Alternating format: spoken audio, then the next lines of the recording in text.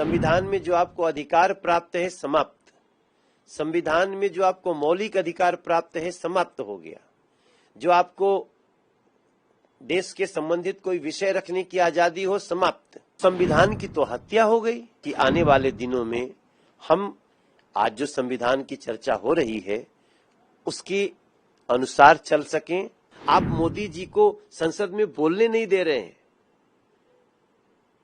और उसके बाद भी आपके ऊपर कोई कार्रवाई नहीं होगी। संविधान हमारे देश के लिए एक बहुत पवित्र ग्रंथ है जिसमें सबको एक नियम कानून के तहत रहने, व्यवहार करने और समाज, मनुष्य, जीव जंतु सबसे जुड़ा हुआ अनुच्छेद है, धाराएं हैं और उसी के अनुसार हमारा देश चलता है।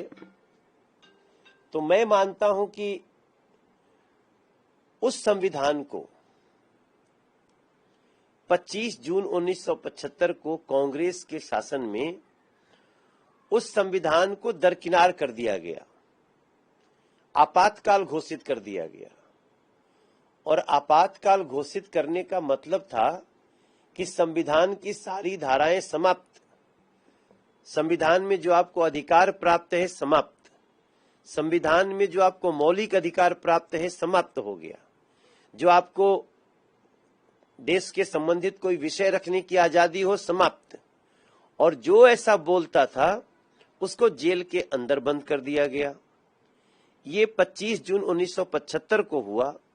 तब कांग्रेस का देश पे शासन था, इंदिरा गांधी देश की प्रधानमंत्री थी और जो लोग इसके खिलाफ बोले या तो मार डाले गए जान से या नहीं तो जेलों में बंद कर दिए गए। बड़े बड़े पार्टियों के नेता, कोई भी किसी को आजादी नहीं थी कि कोई बोल सके। बड़े बड़े सारे नेता जो विपक्ष के थे कांग्रेस के सामने, सबको जेलों में बंद कर दिया गया। जहां जो मिला मारा गया, पीटा गया, यातनाएं दी गईं। तो संविधान की तो हत्या हो गई। अब अगर उस दिवस को 25 जून को आज की भारत सरकार ने संविधान हत्या दिवस मनाने का निर्णय लिया है तो मैं समझता हूं इस देश का लोग आज बहुत धन्यवाद दे रहा होगा, क्योंकि संविधान को आगे कोई इस प्रकार से उसका मर्डर न कर सके, संविधान का, लोगों के अधिकार का, लोगों के हक का। इसलिए उस दिवस को याद रखना है ताकि आने वाले दिनों में हम आज जो संविधान की चर्चा हो रही है उसके अनुसार चल सकें, समाज को सुरक्षित रख सकें। जिस दिन इस देश के लोग 293 सीट के साथ एनडीए को सरकार बनाने का मौका देते हैं, एनडीए अपना नेता पहले से भी नरेंद्र मोदी जी को चुनी थी, एक बार फिर से संवैधानिक रूप से चुनती है सेंट्रल हॉल में, उसके बाद भी आप देश की जनता को गाली दे रहे हैं और वो सुना जा रहा है। आप मोदी जी को संसद में बोलने नहीं दे रहे हैं और उसके बाद भी आपके ऊपर कोई कार्रवाई नहीं होगी, क्योंकि ये संवैधानिक रूप से लोकतांत्रिक देश है।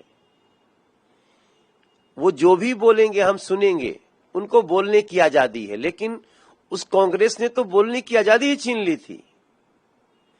इसलिए देश के लोगों को हम जगाने में लगे हैं कि संविधान की सही मायने में रक्षा इस देश के तमाम नेताओं ने की है, लेकिन कांग्रेस ने 25 जून 1975 को संविधान की हत्या की, जिसको भूला नहीं जा सकता।